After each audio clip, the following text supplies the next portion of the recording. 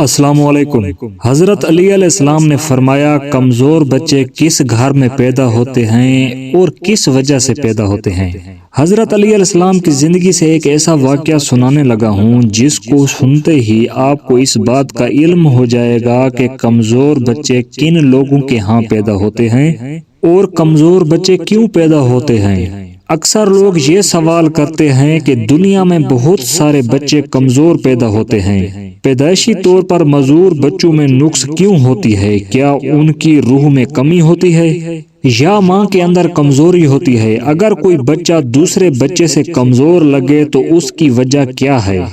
اگر ماں کی کمزوری سے بچوں میں نقص ہوتا ہے تو بہت کمزور بیمار ماؤں کے بچے پھر کیوں صحت مند ہو جاتے ہیں؟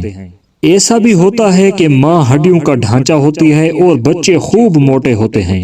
ایک دفعہ کا ذکر ہے، ایک نوجوان لڑکی کی شادی ایک بوڑھے مرد سے ہو گئی۔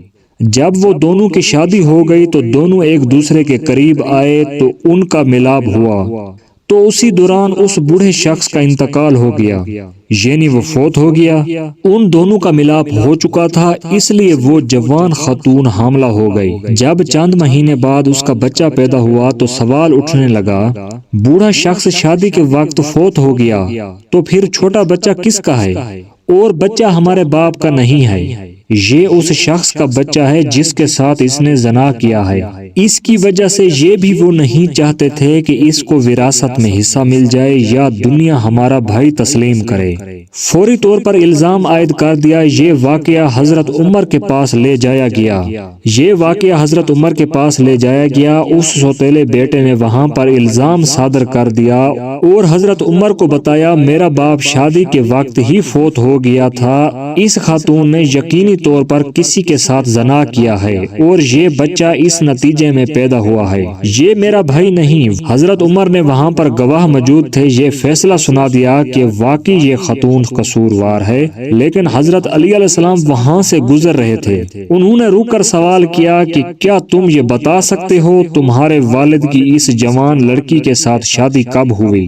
یہ کتنا عرصہ ایک دوسرے کے ساتھ رہے؟ وہ کب فوت ہوا؟ اور جو بچہ پیدا ہوا ہے جس پر الزام لگا رہے ہو وہ کہاں ہے؟ کیا تم مجھ سے ملوا سکتے ہو؟ حضرت علی علیہ السلام کو بڑے ادب سے کہا کہ میں وہ بیٹا بھی آپ کی خدمت میں پیش کر سکتا ہوں۔ حضرت علی علیہ السلام نے فرمایا، کل اس بچے کو لے آنا، ان سوالوں کا جواب بھی دینا۔ وہ شخص بچے کو لے آیا۔ حضرت علی علیہ السلام نے فرمایا، کل اس بچے کو لے آنا۔ وہ شخص بچے کو لے آیا۔ کچھ چھوٹے سے بچے کھیل رہے تھے جو اسی کے ہم عمر تھے۔ حضرت علی علیہ السلام نے اس بچے کی ان بچوں کے ساتھ دوستی کروا دی اور کہا، تم آپس میں کھیلتے رہو۔ وہ بچے ایک دوسرے کے ساتھ گھل مل گئے، جیسے بچوں کی عادت ہوتی ہے، اپنے جتنی عمر والے بچوں کو دیکھتے ہی دوستی کر لیتے ہیں۔ وہ بچے کھیل رہے تھے، حضرت علی علیہ السلام انہیں غور سے دیکھ رہے تھے۔ اچانک حضرت علی علیہ السلام فیصلہ سناتے ہیں، تمام بچے بیٹھ جائیں۔